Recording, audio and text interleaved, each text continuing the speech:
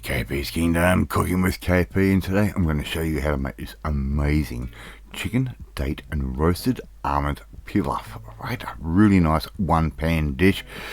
Let's get on with it. Here I've got around about sort of a third of a cup, 80 grams worth of unsalted dry roasted almonds. We're going to roast those off just a little bit more in a little fry pan. Right, we just want to get a little bit of roastage happening. As you can see, we've got roastage happening, we've got smoke happening. These are really well roasted. Right, just keep stirring those around even when the heat is off. We want to get those nice and cooled down as quick as possible. Alright, so all we have to do now is chop these up, put those into a food processor that is approved for chopping nuts, i.e. this one, and don't forget to drop an almond, otherwise you are not doing it correctly. Right, we're going to give that a bit of a blitzy blitz. We want to give these a bit of a choppy chop. We don't want them too fine, we don't want them too coarse. Alright, I've got a chasseur type pan here, a little bit of olive oil, and here I've got 500 grams worth of chicken thighs, which I have just basically quartered. Well, right, some nice big chunks of chicken for this dish. Alright, so just keep stirring those around from time to time, get a bit of brownage happening here and there. We're not going to cook these all the way through because they're going to continue cooking. We're going to season up. This is a little bit of Himalayan pink rock salt. Use the salt that you like. I'll leave that up to you. And a little bit of freshly ground black pepper, as much or little as you like. Just give it a good season. As you can see, we've got a little bit of brownage happening. We've got a little bit of schmutz happening on the bottom of that pan. Absolutely perfect. Just absolutely fine. Alright, we've cooked those off for around about sort of 4 to 6 minutes or so, and we're going to remove those from the pan. Don't be tempted to eat those yet, otherwise you will end up with salmonella special. So I'm just going to take those out and put those into a bowl. Just keep them nice and close to the pan, and I'm also going to add in here one nice brown onion, just finely sliced. We're not going for a dice or anything here. We're just going to give that a little bit of a slice, a little bit of cook off. Right, keep moving that around as like that, and we're looking for them to go a little bit translucent. Alright, so just a little bit of cookage. Alright, so just keep moving those around. As you can see, it's sticking to the schmutz that the chicken has left. That is absolutely fine. That is fond. That is flavour. Alright, and we're going to use all of that brownish to make up more flavour. Alright, I'm going to add in about a teaspoon's worth of garlic paste and about a teaspoon's worth of ginger paste. We're going to put that in, cook that off for just a little bit. Okay, and I'm also going to add in about a quarter teaspoon's worth of ground allspice. Pimentos.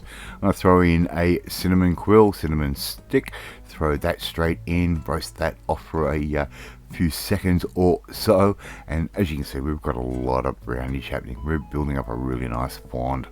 Alright, I'm going to add in just a little dash more oil, probably sort of like a couple of teaspoons worth, because things are starting to dry out a little bit. The onion has absorbed all of that, and now I'm going to add in 2.5 cups worth of not 2.5 cups, but yeah, about 2.5 cups worth of basmati rice. That's going to go straight in just like that, and let those rice grains, get coated in all of that oil. Right, pretty simple. Okay, and I'm now going to add our chicken back in just like that. Okay, and as you can see, I've taken my heat right the way down to about 20%. We don't need to go to bananas there.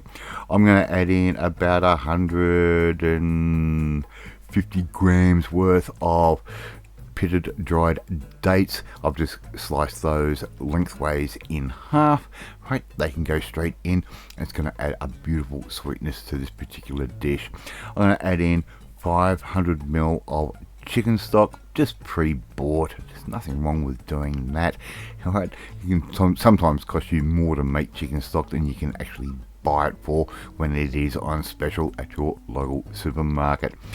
Alright, we're just going to get a little bit of heat happening there. I'm going to put the lid on that, and I'm just going to let that sit and cook at, as I said, about 20% heat for a nice amount of time, probably around about sort of 20 to 30 minutes. Alright, and now I'm going to add in 200 grams worth of baby spinach leaves. Alright, and it looks like a lot at the moment, but look, once we put the lid on and we're going to cook that down for the next sort of 30 minutes or so, that's really going to wilt down. Now, timeline on this one is when the rice is cooked, your pilaf is cooked. I'm going to add in our almonds that we've chopped up in the food processor. They can go straight in just like that right now. Nothing wrong with that. Put that lid back on and just let that cook away until the rice is nice and tender. Alright, we don't want it mush, we don't want it raw, we just want a real nice tender. And there you go, you've got this beautiful chicken, date and roasted almond pilaf. How easy was that to do? Love to see you try and make this one at home. Thank you so much for watching this video, really do appreciate it. If you like this video, hit that like button, it gives me confidence to make you feel warm and fuzzy too. Hit that notification bell, you'll be notified every time a new video goes up. And share this video with all your friends on all platforms of social media. If you want the ingredients list for this one, it's going to be at the end of the video. If you want to learn how to make some one pan dishes just like this one, well, you need to come and join the family, my family. Hit that subscribe button and you'll never miss another one of my videos again. Off to eat my chicken, date and roasted almond pilaf, and I will catch you next time. Bye.